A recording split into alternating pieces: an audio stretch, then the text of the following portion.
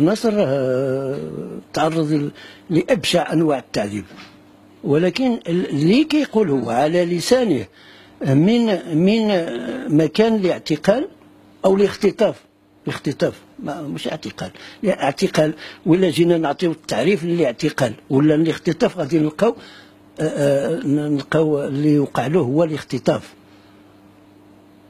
مشى بجميع انواع التعذيب من هنا حتى للدار البيضاء، وشوف يعني الى حد انه عنده غراز في الراس، عنده كدمات تحت العينين، عنده ظهره كله اسود، يعني مما يعني انه تعرض لابشع انواع التعذيب. العكس هو منين دخلوا عليه كان كيضحك، ولكن يا اما التعليمات اللي تعطت لهذوك الناس باش يعذبوه، يا اما عذبوه هما من تلقاء انفسهم لانهم حاقدين عليه.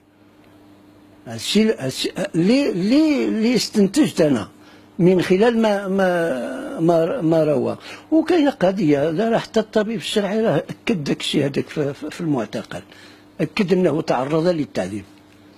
بناء على كلامه هو كيقول لك استعملوا عصا بالنسبه للراس، وحتى الظهر استعملوا عصا، واستعملوا الاخر آلة حديديه باش كيضربوه للوجه.